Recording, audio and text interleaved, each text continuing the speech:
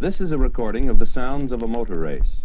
They are very special sounds, both of men and machines, because motor racing, and particularly this motor race, is a very specialized and highly demanding business. This is Sebring, 3 airstrips and 2 legs of macadamized road, comprising a circuit of approximately 5 miles. Starting at 10 o'clock this morning, 120 men will take turns driving 60 highly tuned sports cars around this circuit for 12 hours. Most of them will maintain an average speed greater than the family sedan flat out on the turnpike with a tailwind. On the longer straights, their top speeds will be reckoned in figures more usually associated with airplanes.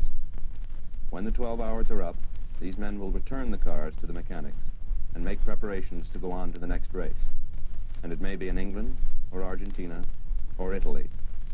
For unlike drivers we have seen in American sports car racing before, most of these men are professionals. We are going to talk to some of these drivers because their voices, along with the roar of the cars, the blaring of the loudspeakers, the noise of the crowd, and the deathly silence seconds before the start, are an essential part of the sounds of Sebring.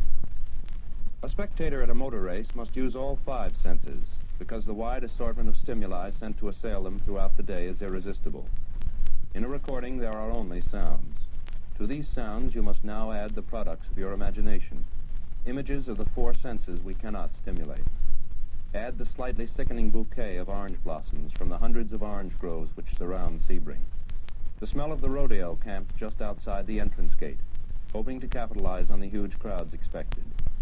The quite indescribable odor of castor oil as the 1.5-liter Maserati screams past, turning to 7,500 RPMs, with plenty to spare. The smell of hot rubber on a hard corner, and even the essence of shaving lotion used by some of the fancier drivers. Add the taste of fresh squeezed orange juice, a hot dog, with or without mustard or relish. The taste of too many cigarettes smoked in nervous excitement. Add the feel of tired feet, hot and aching. The sun burning down, the pickets of the snow fences pressing into your arms as you lean for hours, watching and listening. For the aficionado, add just the feel of the fender on that 4.1 Vignale Ferrari, or the touch of the wheel and the pedals, and the shift, when you surreptitiously steal that short sit in the Le Mans replica Fraser Nash, affectionately known as the business coupe. Add the incredible array of color, the many flags against the deep blue sky, the scarlet Ferraris and Maseratis, the silver Porsches, the white and blue Jags, the dark green Astons, the bright blue DBs and the private entries, yellow, gray, and black. Add the crazy hats in the crowd, the Bermuda shorts, the faded dungarees, the many shapes, sizes, and colors of sunglasses. Add the flat Florida countryside, the lone pines needling the horizon, the matted green of the distant orange groves. These are the things that go to make Sebring the magnificent carnival that it is. These are the things that make Sebring different from a ball game, a bullfight, or a tennis match. These are the special things about Sebring. And the weather's a lot better, which is one thing that strikes one at this time of the morning. That was Sterling Moss. Once England's hope for a successor to Dick Seaman, the great British driver of the 30s, he is now a promise fulfilled, and then some.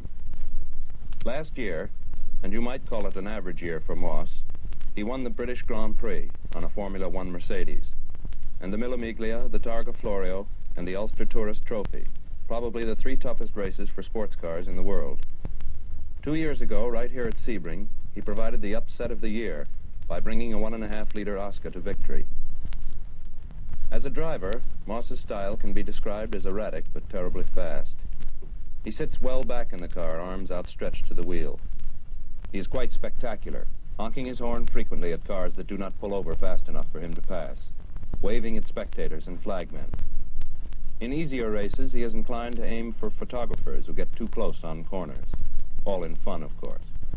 And while they bear him no malice, they learn to honor his right to the road and take their pictures from behind the fences.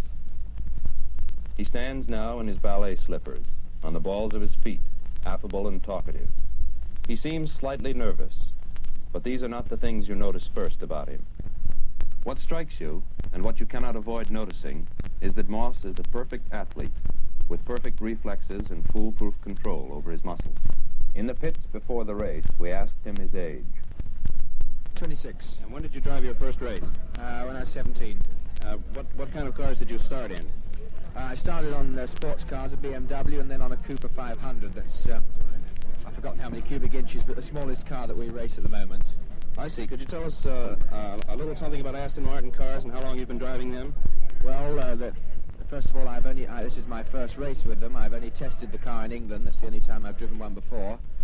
As far as telling you about them, they're a 3-litre car, dual camshaft. I don't know what else you want to know. Dual ignition. You've competed against these cars in England, haven't you? Yes, many occasions, actually. When I used to drive for Jaguar and for Mercedes, they were one of our main rivals. Can you tell me what you think the chief opposition will be here today? There's about 40 of them. There's quite a few Jaguars, which are going very quickly, and Ferraris. And I think the Maseratis are the dark horses because I think their times in practice were slower than they can actually do. I think they'll go pretty quickly. Whether their brakes will last up or not, we don't know because they've got new ones. But I would say it would come either from the Jaguar, Ferrari, or Maserati, and that doesn't leave much else, does it? No, it doesn't.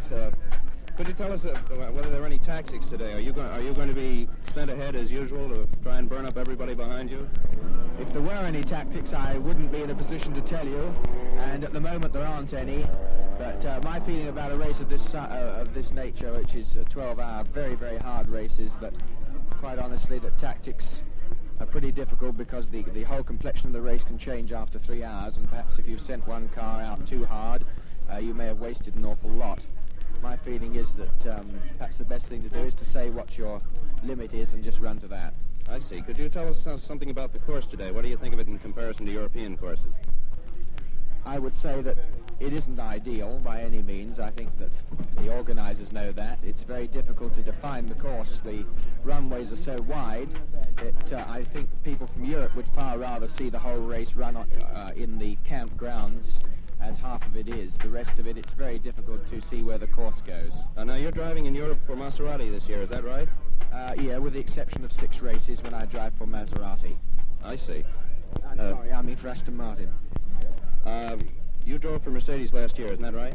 Yes, I did, 12 or 16 races last year for them. And they've retired this year from racing? Yes, they decided to give up for one reason or another, and therefore they've withdrawn from all competitions. I see. Well, now last year you were a teammate of Fangio's, and this year you'll be his competitor. What do you think about him as a driver? Well, without doubt, he's the finest driver in the world. It's my opinion. That's just about everybody's opinion. But America has her great drivers, too. You could probably find some arguments to the contrary, but it's pretty safe to assume that Phil Hill is America's greatest sports car driver. In 7 years, he has become, by dint of sheer nerve and a lead foot, a figure well known and much feared by the best of the Europeans. Most successful on Ferraris, it seems probable that Phil will be invited soon to be on the first-string factory team. In the driver's seat, he reminds one most of the style of the 20s and 30s, sitting bolt upright and very close to the wheel, seeming to push the car down the straights and hurl it around the corners, arms pumping up and down like pistons. Could you tell us how old you are? 28. Where do you come from? Santa Monica, California. How long have you been driving? Oh, this is about 1949, I guess. Are you considered a professional driver now, or is your status still amateur? I'm still amateur in this country. I see. Well, could you tell us anything about the prize money today? Do the amateurs get any of it? Not at all. I don't know how they've arranged for that, but... What will happen if a non-professional wins? Who will the prize money go to then? I suppose we have to donate it to a charity or something like that, I suppose. I see. Could you tell us a little bit about the car you're driving today? Well, it's one of the 3.5-liter Monza Ferraris, similar to the factory cars. And we've had quite a bit of trouble with it, though. One of the valves has fallen in the combustion chamber twice now. It has finished the car up a few minutes ago. Could you give us any performance factors on the car? Top speed, 0 to 60, and so forth? It should do 0 to 60 in about 4 seconds, I suppose. How about top speed? Top speed around 155. Who do you think is going to be your major competition here today? I think the Jaguars. What about the Aston Martin team? You expecting anything from them? They're in there too, yeah. The brakes are such a ticklish question here that it's really a matter of who can stop the best rather than go the best. Brakes were on practically everybody's mind, as we soon found out. We were directed to a station wagon behind the Maserati team pits and told we would find Jean Berrat, the great French ace, there. He was sitting absolutely still in the back seat, looking swarthy and handsome in his light blue coveralls. Berra is best known for his incredible feats on the outclassed Gordini cars and has provided many exciting moments at Le Mans and many other events. In Mexico in 1952, he ran the first 3 legs in his Gordini at such an unbelievable rate of speed that the other entries, Ferrari, Mercedes, Maserati, all saw their chances of victory slipping away from them. Unfortunately, he ran out of road on one of the twisty mountainous sections of the race, demolishing the car and almost himself. Behind the wheel, he is quite relaxed, almost nonchalant. Yet the car whips and sways as though a madman were driving. Carlos Menditigue, a relative newcomer to international racing, interpreted for us. In Argentina, he is second only to the great Fangio. An extremely pleasant man with a receding hairline and a natty mustache, he was busy lacing on straw sandals, probably woven by an Indian in Argentina who has never seen a car. Could you ask Mr. Berra how old he is? ¿Cuántos años tenés? How many years? ¿Cuántos años tienes? 34 years old. How long has he been racing? Combien de temps ça fait que tu fais les courses? En voiture, ça fait 4 ans, mais j'ai couru avant en moto, 7 ans en moto. He's made 7 years in motorcycles and then 4 years in cars. Is he driving on a professional team this year? Is he with the Maserati team? He's on the Maserati team with Moss, Berra, myself, Menditeghi, and Perdisa, an Italian fellow. What do you expect the competition to come from today? Well, you see, we are driving the 3-liter Maserati against the other cars that they are bigger engines. Anyway, our car runs pretty good. The chances to win the race is a little bit difficult because of those 500 centimeters difference on the engine. They have more power than we have, but we believe very much in our car. You know, as you know, in the 1,000 kilometers in Buenos Aires, we won against the big cars. So we expect to make a good race here. It's difficult to say if we can win, but we'll expect the best for it. Can you ask Mr. Berra what he thinks of the course here? Qu'est-ce que tu penses de la Le circuit, c'est la première fois que je viens ici et je trouve le circuit très intéressant. It's the first, he says, Berra says that it's the first time he's coming here to race, but he finds a very interesting circuit. Would you ask him what he thinks of the American drivers? Qu'est-ce que tu penses des Américains qui conduisent? Je pense que c'est difficile à dire. C'est surtout la différence des voitures. Il y a beaucoup de voitures qui gênent sur le circuit. Plutôt que toute autre chose.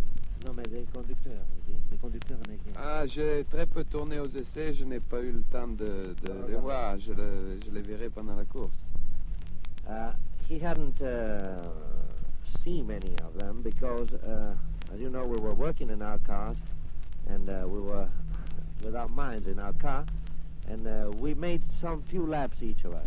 So we didn't have the opportunity to watch them. Je connais déjà Phil Hill, qui est un très bon pilote. He knows Phil Hill, as I know him too, and he's a real good pilot. One of the few private entries was Porfirio Rubirosa. Better known as a man about the world than a driver, Rubirosa has achieved small success. His driving is nervous and unsteady.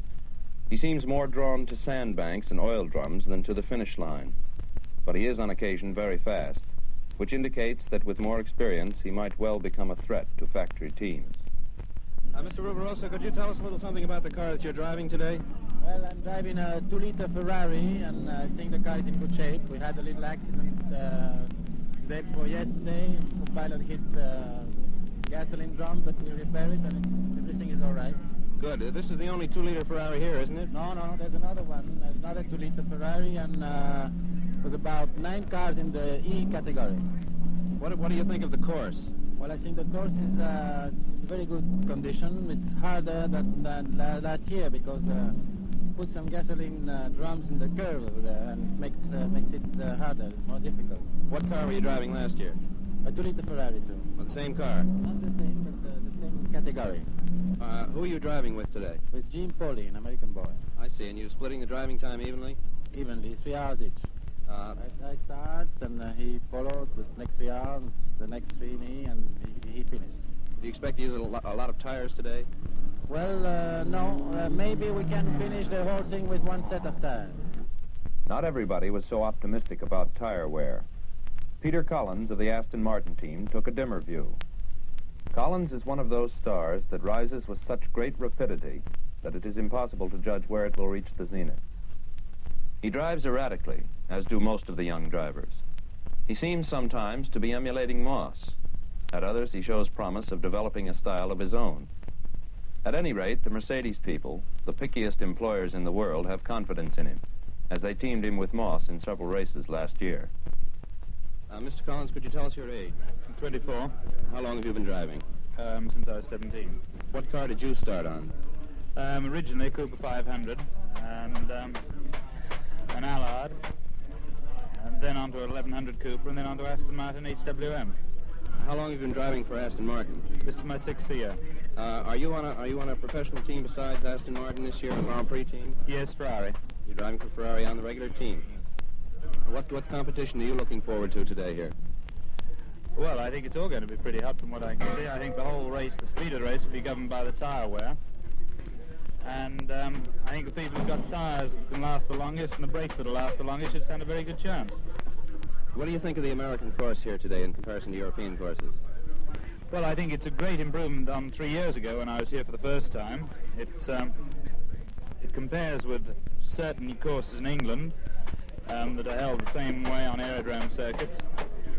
But really on the continent, the courses, in my opinion anyway, for my money, are a little better insofar they can use the roads and they have natural hazards and not artificial ones, which I think is a much better thing from a racing standpoint. Could you give us some performance figures on the Aston Martin, top speed and 0 to 60? And Well, that's very difficult for me. Mr. Wilde could do that better than I could. I only know things in sort of maximum revolutions a minute and what lap times we do. I think they go from, I don't know, I think they go from 0 to 100 miles an hour in about 16 seconds, I think. I'm not too sure. It depends on the axle ratio, of course, and the maximum speed is about 160 miles an hour. Bill Spear falls into one of the rarest categories of racing drivers. He is an enormous man, standing well over 6 feet tall. Since an additional 100 pounds in a light racing car can easily make the difference between winning and losing, it is not surprising to find most of the world's great drivers small of stature. Bill is one of those exceptions who owes his success to superb driving skill. A beginner not more than 5 years ago, he has risen in the ranks with meteoric speed. He has driven in most of the famous sports car events of the world, including Le Mans 3 times. Because of his size, he looks comfortable in a car, almost as though someone else were pushing the pedals and he was just there for the ride. But to stand 200 yards from a corner and hear him shift with infinite precision is sheer music to the enthusiast's ears. Driving for Jaguar today, is that right? Driving a D-Jag, yes. Could you tell us a little bit about the car? Well, it's 285 horsepower. It's a car similar to was driven at Le Mans last year and seems to go very well so far.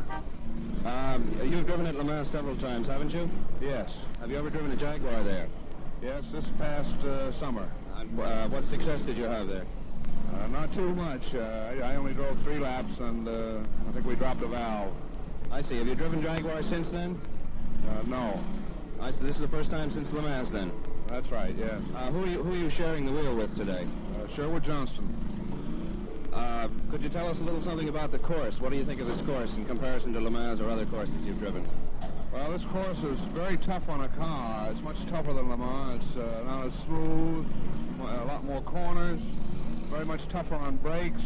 It's not as fast, but it seems to break the cars up very quickly. Where do you think the competition will come from today? Oh, Aston Martin, Ferrari. Bill has good reason to fear Ferrari, for they have a champion as their number 1 man. That short, stout man, sitting on the window seat of the trailer behind the Ferrari pits, wearing the slouch hat with the turned-up brim and the slightly soiled windbreaker, Sipping coffee from a paper cup and looking almost sleepy with boredom is the greatest driver in the world, and nobody will dispute it. Juan Fangio is a completely unprepossessing man.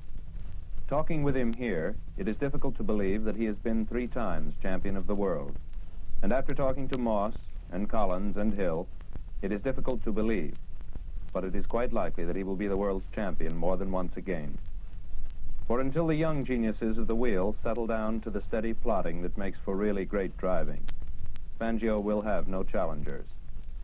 His career began on hopped-up Chevys 26 years ago in his native Argentina. Graduating to European cars after the war, Fangio served an apprenticeship on the 4 CTL Maseratis, brought out the best to the fantastic 158 Alfa Romeos, and came finally to the mecca of all professionals, driving for Mercedes in 1955 and winning the world's championship in them. The highest-paid professional athlete of the year, he will drive for Ferrari this year and will undoubtedly sweep the field. During the race, Fangio is barely noticeable, so smooth and relaxed is his driving. He is very easy on tires and brakes, and if he loses a race, it can be laid to only 2 reasons. Either he is smart enough to know an off day when he sees it, or the car gives out. Could you tell us how old you are? ¿Qué le puede decir de qué edad tiene? 44 años. 44 years old. And how long have you been driving? ¿Cuánto tiempo que corre? Oh, tenía 18 años cuando corrí la primera vez. He started to race when he was 18 years old. That was in Argentina, wasn't it? ¿Dónde? ¿En Argentina? Sí, en Argentina. Yes, in Buenos Aires. Yes, Argentina. Mr. Fangio, I understand that you've been world's champion racing driver. How many times was that? Dice, aquí se entiende que usted es campeón del mundo. ¿Cuántos años? 3 años. 3 years, champion of the world. 3 years. Now, this year you're driving for the Ferrari team, is that right? For la Casa Ferrari. What competition do you expect here today? ¿Qué es la idea del competidor más fuerte que tiene acá hoy? Y son todos fuertes aquí. ¿Sí? Sí, yo pienso que la Jaguar será un hueso duro, lo mismo que la Maserati, que la Aston Martin, todos en realidad. Es difícil poder patrocinar quién puede ganar. He feels that everybody has a very strong team, especially Jaguar, Aston Martin, and Maserati. Do you feel that the major competition in the Aston Martins will be from Sterling Moss, or does he think that Moss is going to go ahead and try and lead him out in the beginning blow? Sterling Moss de la Aston Martin sería el más competidor más fuerte. Una corsa de 12 horas, non si può dire chi è che può vincere, no? He doesn't know. With 12-hour race, it's very difficult to tell. It's very long. We next spoke with a man who in the past 26 years has driven many times in long races. John Gordon Bennett carries a name which is synonymous with the history of auto racing, and he lives up to it. Most at home on MGs, his record in them is spectacular. He is one of those drivers who has grown up with racing. Starting back in 1930, he has been associated with the best cars and drivers in the world. I'm driving a D-type Jaguar with Mr. Briggs Cunningham, number 11. You're sharing the driving with him? Yes. He's starting off, and I'm taking over after 3 hours, and then I'll drive 3 hours, and he'll take over for 3, and I'll finish, I think. Could you tell us a little something about the cars today? Well, we've got a factory team of 3 D-types. They're a little bit faster than number 11. They're a bit more powerful. But we hope to tag along behind them and be there at the finish anyway. Who do you expect competition from besides the other Jags? Well, the Aston Martin team are pretty tough competition, and Ferraris are always an unknown quantity, but they're something to be reckoned with when you've got Fangio driving for them. Could you tell us how long you've been driving? Yes, I've been driving 26 years. 26 years, and what kind of a car did you start on? An MG. What kind of an MG was that? A J2, one of the very old ones that was in 1930. Who else is driving in the Cunningham team today? Well, we have Mike Hawthorne, who won Le Mans last year, and Tidrington, who's a very fine Irish driver. And then we have Duncan Hamilton, who's the old stager, and Ivor Boob, who co-drove with Hawthorne at Le Mans. He's really a terrific young fellow. And then we have the 2 Americans, Sherwood Johnson and Bill Spear. Could you tell us what you think of the course today? Well, it's a very hard course in the car. It's really tough. I think it's much tougher than Le Mans, for instance. Although we only do 12 hours here, I think it's far harder on the car than 24 hours at Le Mans. It seems silly to review the career of Reg Parnell. He has driven and enjoyed success on just about every car of reputation for the last 22 years. The 500cc Formula 3 cars are the only ones in which he has not had much experience. And this is probably because he is a portly gentleman. who would not easily fit into one of these midgets. He looks less like the driver of a racing car than anyone at Sebring. Balding, pleasant-looking, and a man of a naturally kind disposition, he would look much more at home as a proprietor of a corner pub or a conductor on the underground. His driving is completely unspectacular and effortless. Mr. Parnell, how long have you been driving cars? 22 years, And how many times during those years have you driven for Aston Martin? 7 years. 7 years for Aston Martin. Could you tell us a little bit about the car you're driving today? Well, it's a team of 3 cars. They're all the same. They're 2.9 litres, independently sprung all round. Disc brakes, and I think that's about as much as the public would like to know. Fine. Could you tell us a little bit about the other drivers on the team with you? What do you think the tactics will be today? Well, of course, we have Sterling Moss, Peter Collins, 2 very good drivers, so I think we'll make the running. We also have Carol Shelby and Roy Salvadori, 2 very good drivers, and then there's Tony Brooks and myself. What do you think of the course here today? Exceptionally good, but very hard on the motor cars. In what respect? You mean on the engines or tires or what? Tyres and brakes, I think, are the things that will suffer most on this course. How many tire stops do you think you'll have to make? As little as possible. That will depend on the driver. Absolutely. Could you tell us who you expect competition from here today? Everybody. Everybody. You're going out to get a class win and an overall win, is that right? Well, an overall win is the main thing, but we should be quite satisfied with a class win. Of all the drivers at Sebring, the Marquis de Portago has the least experience, being limited by only 2 years on racing cars. Ferrari's confidence in him may well be justified, however, because of his wide success in other dangerous sports. He has distinguished himself on an Olympic bobsled team, in polo, and as a steeplechase jockey. He is a swashbuckling young man with streaming black hair almost to his shoulders. It would be difficult to predict what his future is in cars. Driving is an art that requires great concentration and a certain spirit of dedication. The Marquis, undoubtedly conscious of his notoriety as Spain's ranking nobleman, seems uncertain which sport will demand his greatest attention. And since he is a connoisseur of all the arts of good living as well, it is problematical whether he will ever achieve the fame his very obvious talent might lead him to. Could you tell us how old you are? I'm 27. How is it that you're driving for Ferrari? Well, we don't have any cars in Spain that could possibly compete against the Italian cars. And in my opinion, Ferrari is the best car. How about Pegaso? Well, Pegaso is a very nice touring car, but I wouldn't say it was a competition car. Do you know anything about Pegaso's plan to go into competition racing? No, I'm afraid I don't. I see. And you're driving one of the 3.5-liter Ferraris today? That's correct. Who do you think the competition will come from? I think Fangio will win, and I think Hawthorne has a second chance. How about the American drivers? Could you tell us something about what you think of American competitive drivers? Yes, they're very good. I think, in my opinion, the 2 best actually are Phil Hill and Marston Gregory. They are driving Ferrari also today, aren't they? They're driving a privately entered 3.5 Ferrari. Is that the same kind of car that you're driving? Exactly identical. What do you think of the course here today? Well, they tried to make an automobile course out of an aerodrome instead of building a race course. Have you ever driven a course like this before? Yes, I've driven here before twice. Oh, I see. And whereabouts in Europe have you driven? I've driven on most of the European tracks. Are you an official member of the Ferrari Grand Prix team for next year? I hope so. One of the men Ferrari has already decided on is Luigi Musso, the youngest of the professional drivers. As a member of the team this year, he will have to take a back seat to Fangio, but this will probably be his only concession.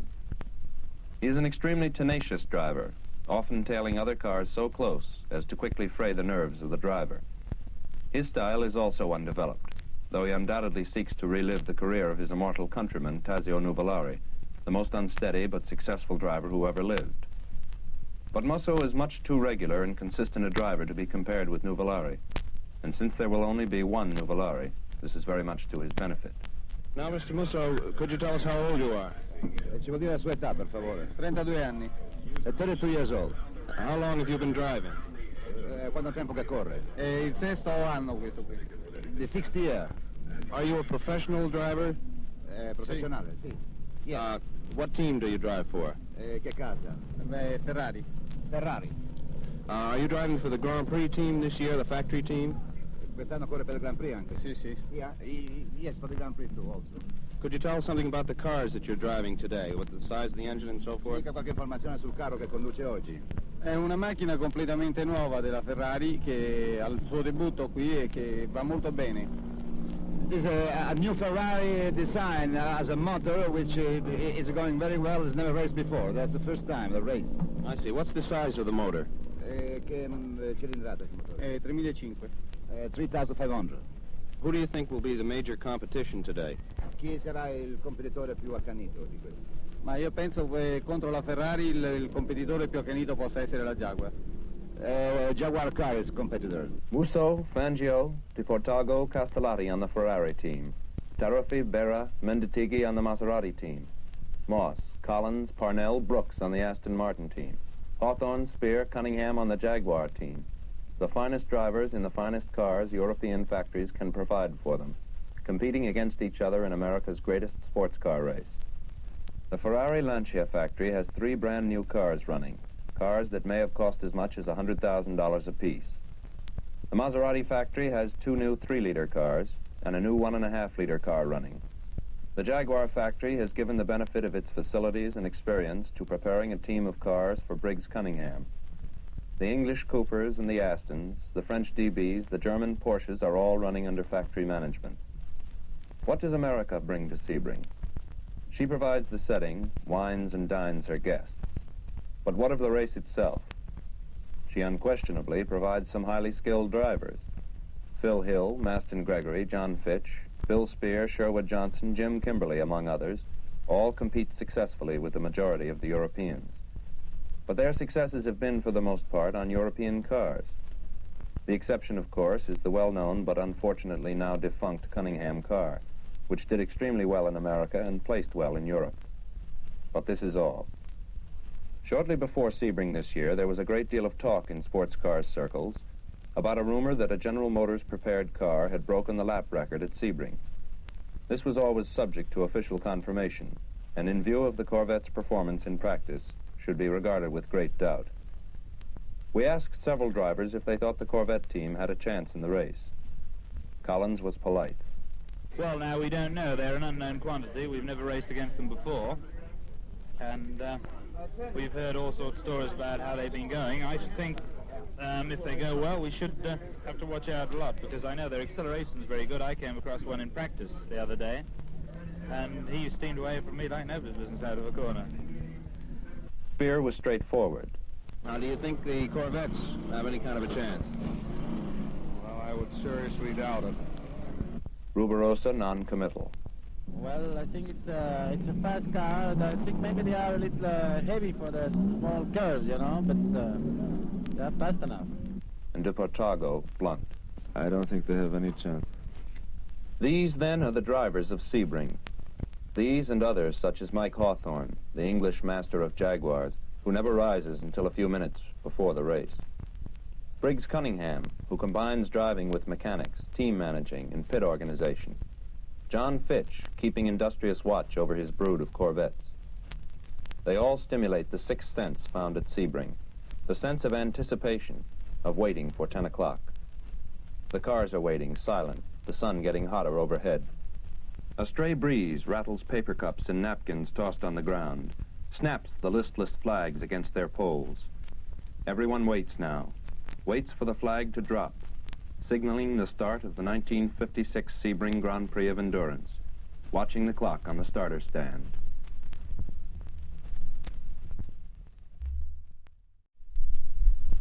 We have heard comments from most of the drivers about the course. What is it actually like? Starting on the runway in front of the pits, it's about 300 yards to a fast left-hand bend. This is marked only by oil drums. Then a quarter of a mile to another fast left, also marked by drums. Then 600 yards to the first hard corner, leading to the left onto the Macadam Road. This is followed shortly by the well-known S-bend, and then what we might call Big Bend, leading around to the right into the half-mile straight to the hairpin corner. Once around the hairpin to the right, it's a mile to the runway again. Sharp right onto the runway, a mile to another sharp right, and a mile again to a fast hairpin which leads back to the starting line. A little over 5 miles per lap, about 2,000 gear changes for each driver. Now, at 15 minutes before 10, activity in the pits increases. Alfred Momo, America's acknowledged expert on Maseratis and Ferraris, arrives in one of the 3-liter Maseratis, cocking his ear over the side of the car for defect.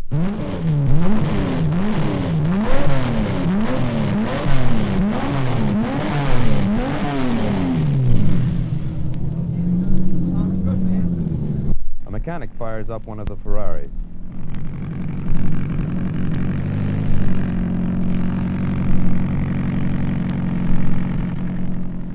Stands watching the gauges in the cockpit intently.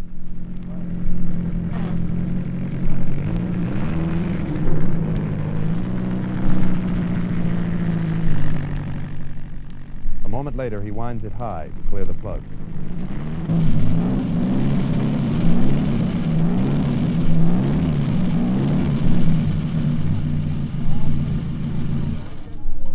Behind the pit area, Dr. Wiley's Lotus is being run up and down at top revs, checking ignition breakup at high speed.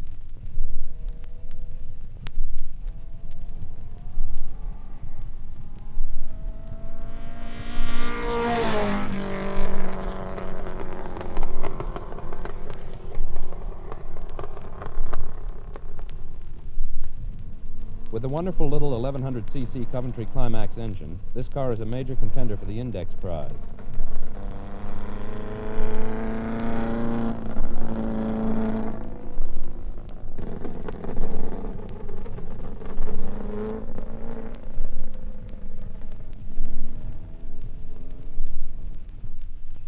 One of the factory Porsches stands at the pit rail, and Count von Trips sits at the wheel, revving the engine while the mechanics fuss with the carburation. This is one of the most fantastic cars here today. Listening to this engine, it's difficult to believe that it's only 1,500 cc's.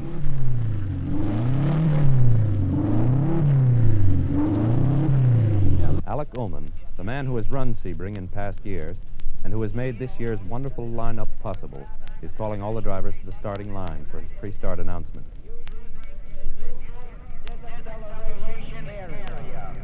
Cars that are slower will be required to pull over to the right and permit the fastest cars to pass them.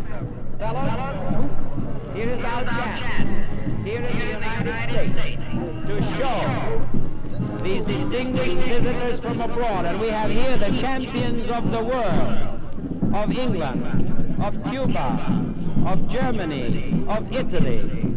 May I suggest good sportsmanship, give and take, and I wish you a pleasant race.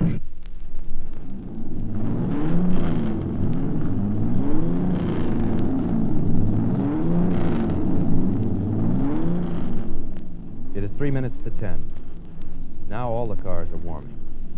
On the more sensitive ones, hard plugs will be installed seconds before the flag drops.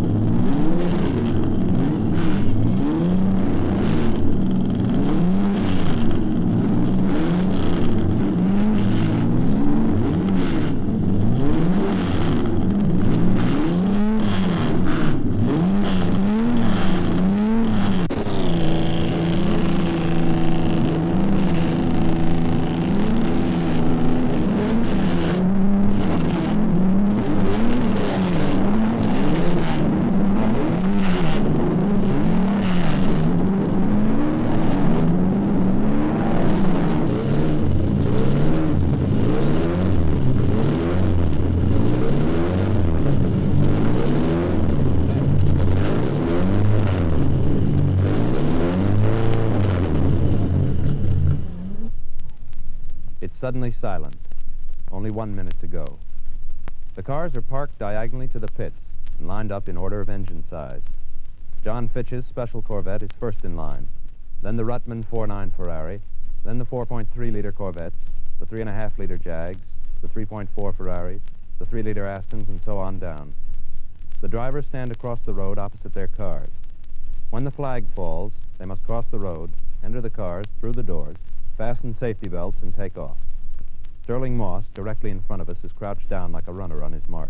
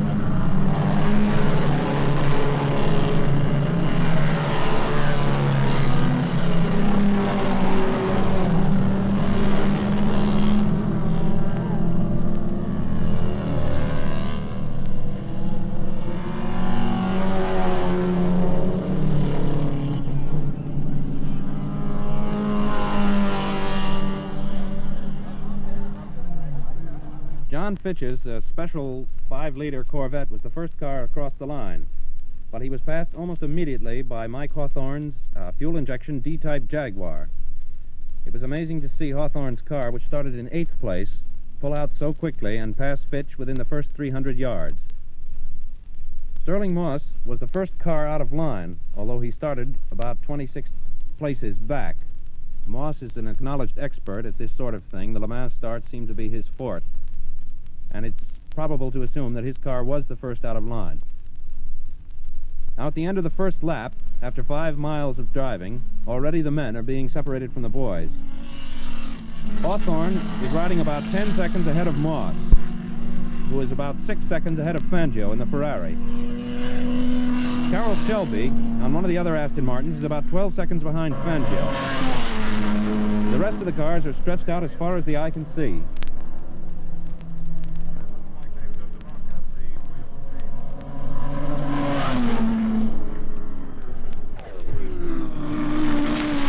It's now 11 o'clock. Already the pace is beginning to tell. The first car out was a Corvette that stopped after 22 minutes of driving with a broken axle. Now in first place is Mike Hawthorne, riding in the number 8 D Jaguar. Sterling Moss in the Aston Martin is about 12 or 14 seconds behind him, with Fangio still riding his even 6 seconds behind Moss, looking very calm and unruffled. In fourth place is Luigi Musso, the young Italian driver, driving in one of the other Ferraris.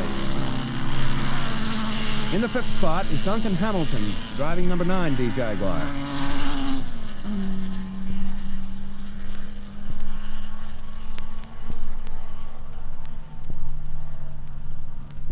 The leaders at this time is still Hawthorne in first place, but now Musso has moved up into second place.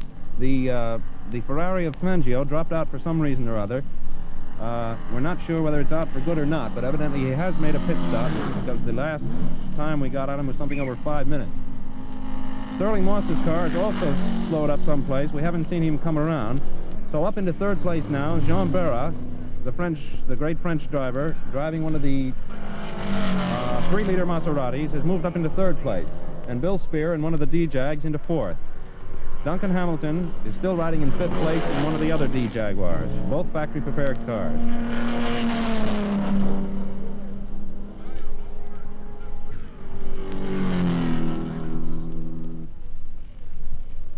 One o'clock. The sun is still very hot overhead, and it certainly must be hot out in the cockpits of some of those cars. Just a few minutes ago, Carlos Menditigüe was driving one of the 3-liter factory Maseratis, came into the dangerous S-bend turn much too fast and hit a hay bale which had been put there in a hole which had developed, and flipped the car end for end. At about 12:30, Moss pulled into the pits, still in second place. We understand that he expressed some doubt as to the car's ability to hang on for the full 12 hours, but he turned the car over to Peter Collins, who is now driving and beginning to turn in some laps quite comparable to Moss's.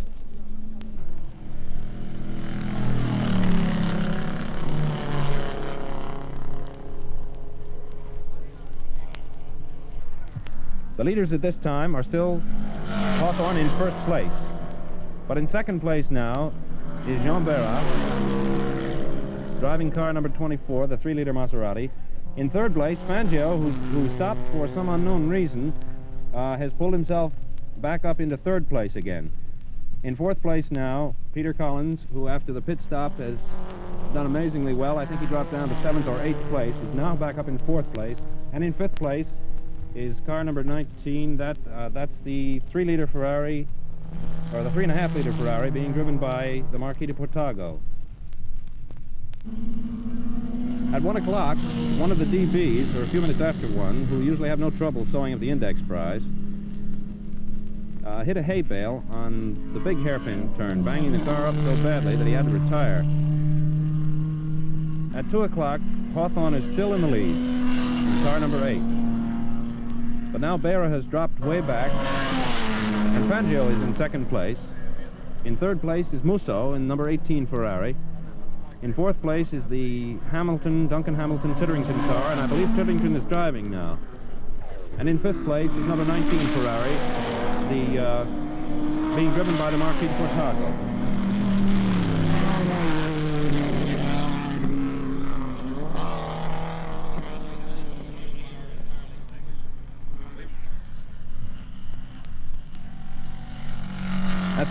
At 3 o'clock, things have developed very, very rapidly in the last hour. The Hamilton D Jaguar, which had been running in fifth place very steadily, has just retired a few minutes ago with an exploded brake cylinder. This must be making everybody down in the Jag pits very nervous, because brakes is the one thing they're more worried about than anything else today. So that's the first D-Jag that is dropped out now. At about 25 minutes after 2, Sterling Moss's Aston Martin, with Collins driving, gave out. They understand an oil line that was leading to the transmission fractured and the gears froze up. So Sterling Moss, one of the most feared contenders here today, is now out of the race. There's a possibility that he may take over one of the other Aston Martins, but we don't know. They're both running very well. The leaders at this time are now the number 17, that's Fangio's car. Number 8, Hawthorne's car. Hawthorne's car dropped back a place due to a pit stop he made. Both Fangio and Hawthorne have made pit stops now, but Fangio's ran about 1 minute and 45 seconds, while Hawthorne's was almost 3 minutes, which accounts for the difference in their times. In third place, car number 18 is the 3.5-liter Ferrari, car being driven by Luigi Musso. In fourth place, car number 28, that's the Salvatore Shelby Aston Martin, now moved up into fourth place. And riding in fifth place for the third straight hour is the Portago Ferrari. So the Ferraris now, at the end of the fifth hour, have first, third, and fifth places.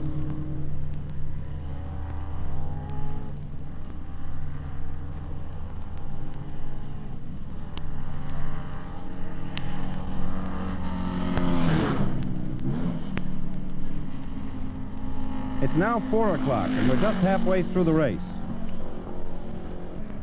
Wacky Arnold, the man who built the Arnold Bristols and who's today driving one of his own cars, hit an oil drum a few minutes ago on the S-turn and broke the steering wheel in his car. So one of the Arnolds, who last year won the team prize, is now out of the running. Just a minute ago, the Troy Ruttman 4.9 Ferrari, that is incidentally the car that won Le Mans 2 years ago, the actual winning car, has retired with a seized gearbox. More than a third of the starters have now retired. It's still very hot out on the track, and the corners, the cement corners, the concrete corners, which started out quite white and clean, are now almost black with rubber left on the track. The overall leaders at this point are now Hawthorne, who has moved up again into first place due to a pit stop which Fangio made. Fangio is riding in second place. In third place is the number 18 Ferrari, that's the Musso Ferrari. I believe he's changed drivers now, but I'm not sure who his replacement is. In fourth place is the number 28 Aston Martin, which has now moved up into the running. That's the car driven by Reg Parnell, the Aston Martin. And in fifth place, as usual, car number 19.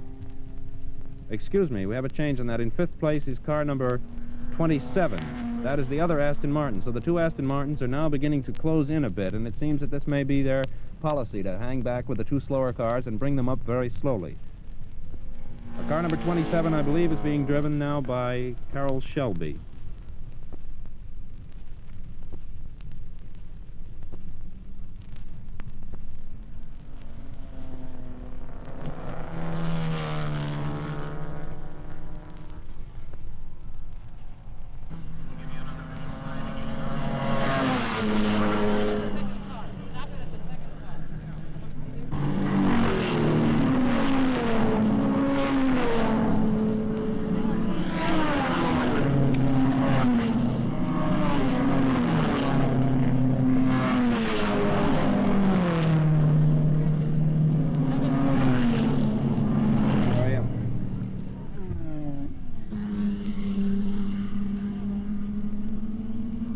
At the end of the 7th hour, now at 5 o'clock, the positions have changed quite a bit. Hawthorne is still hanging on to first place. Fangio still in second. Musso still in third. But now in fourth place, the D Jaguar, driven by Bill Spear, has moved up into fourth place. Bill has been driving a terrifically steady race, making very good pit stops, and has just begun to push himself up very, very slowly, having passed already Portago, who stopped to change places with Kimberly now. At this time, the overall leaders are Hawthorne, Fangio, Musso, Spear, and Portago. Oh, wait a minute. The Portago car is just... The Portago car didn't come around that time. Evidently, the car has run into some difficulty. Kimberly was driving at the time.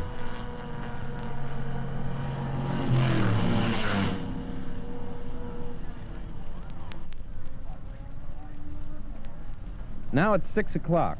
The Kimberly Portago Ferrari that we mentioned to you about an hour ago swallowed a valve, which is an interesting process involving carburation and backfiring and so forth, but is very definitely out of the race. This is the first of the factory first of the factory Ferraris to retire. Jim Kimberly was driving at the time, and the car is definitely out of the race. But the Fangio Ferrari and the Musso Ferrari are both sounding very healthy.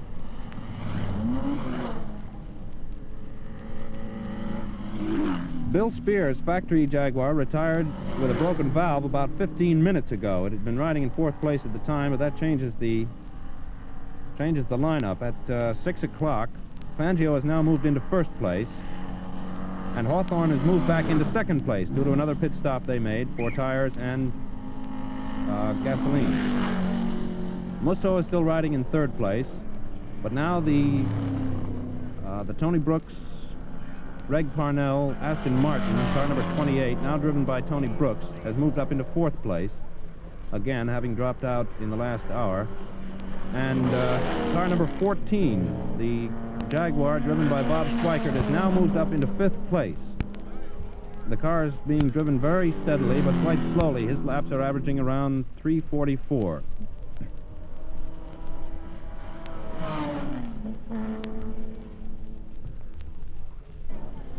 At 7 o'clock, it's almost completely dark. The lights went on at about 6:30, the headlights on the cars, and also the lights on the pit area.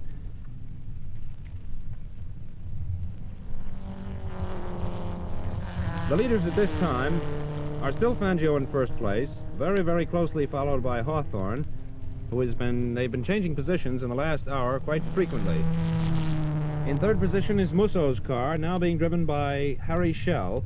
In fourth position, the Parnell Brooks Aston Martin, one of the two Aston Martins left in the running, has come up into fourth position. And in fifth position, the Schweikert car still hanging on.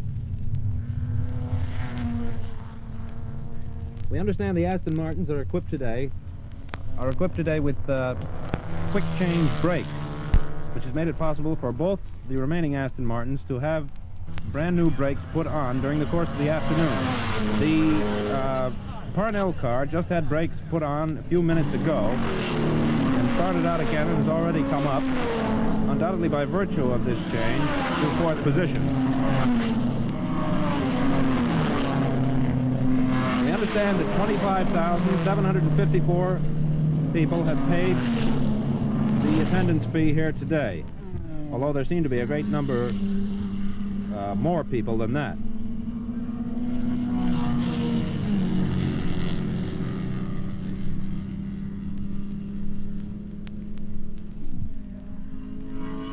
At 8 o'clock, it might be worthwhile to take a look at the index ratings now.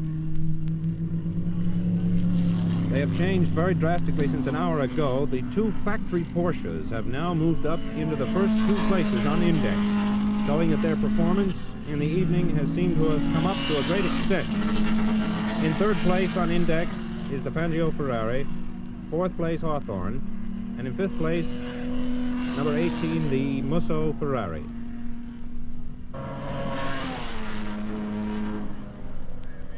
Now, just a minute ago, we have a report that the Tony Brooks Aston Martin, the one that he and Parnell were driving, has dropped out due to engine trouble. That's all the information we have on it, but the Aston Martin number 28 is definitely out, which moves the Bob Swigart D Jaguar up into fourth position. There is only one Aston Martin left now running out of the three teams, the three cars that started on the team. One of the factory Porsches has gone by here several times at top revs in what seems to be third gear, judging by his speed. Evidently, he has lost fourth gear completely, although he still seems to be maintaining his position. It's now 9 o'clock, and about a half an hour ago, the Hawthorne Jaguar came into the pits, evidently suffering very, very severely from brake trouble. Mike Hawthorne claimed that the brakes had locked up and backed up on him on one of the corners and were completely inoperable. The mechanics worked for about 15 minutes trying to replace the brakes, but evidently this was too much of a job for them, and they finally retired after about 15 minutes. By that time, of course, they had already lost 4 laps, and their chances of regaining on Fangio, who is turning in very excellent lap times, seemed very small indeed. So now the leaders are Fangio in first place. In second place now, the Musso car, and I believe Musso is back at the wheel now. In third place now, Bob Swigart in the D-Jag. In fourth place, the remaining Aston Martin, being driven by Roy Salvatore. And in fifth place now, Jean Berra, who has been hanging back all day waiting his opportunity, has finally pushed himself up into fifth in the 3-liter Maserati. The index ratings are the same as at 8 o'clock, with the exception of Hawthorne's car, which is now out, and now the little DB, the little 750cc French car, has moved up into fifth position on index. It's interesting to note now that the two Porsches which are leading in index are also in the 6th and 7th position behind the 5 leading cars. Their performance, particularly since sunset, has been really amazing.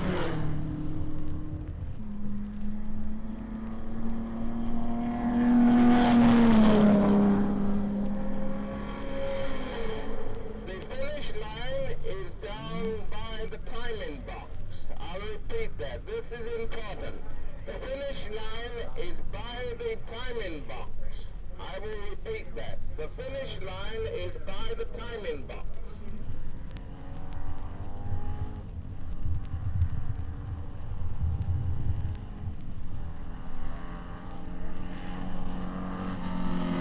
It's just a few seconds before 10 now, and we're expecting the start of the finishing flag to come down at any moment. Fangio has held his position right through to the end. Excuse me, it's Castellotti who is driving the car. Castellotti came in to turn the wheel over to Fangio, as is traditional, for him to finish up the race. And Fangio, in his true sportsmanlike fashion, said that he would just as soon Castellotti went on and finished the race. Castellotti is driving very leisurely, turning in laps now of about 3 minutes and 55 seconds, slower than most of the remaining cars in the race. In the second position, and now coming across the finish line in second position, is the Musso Shell Ferrari. In third position, the car driven by Ensley and Bob Schweikart, the D Jaguar, which has driven a very beautiful race, never extending himself and saving his brakes. In fourth position, the remaining Aston Martin, driven by Carroll Shelby and Roy Salvatore. And in fifth position, the 3-liter Maserati, driven by Berra and Taruffi. In sixth and seventh positions, as we mentioned an hour ago, are still the two factory Porsches. An amazing performance. In eighth position, the Cuban entry, the D Jaguar, driven by Menon Gonzalez. In ninth position, the Corvette, about which so much has been spoken and so much was expected. In 10th position, the Rubirosa Pauli Ferrari. That is the little 2-liter Mondial Ferrari, which has put in an amazing performance. In 11th position, the Styles Hun-2 and Austin Healey. And then in 12th, the Briggs Cunningham D Jaguar. In 13th position, one of the two remaining Arnold Bristol works cars, driven by Bellinger and Stewart. In 14th, the Porsche, evidently that is the one with only third gear. And in 15th position, the final running Corvette, driven by Crawford and Goldman.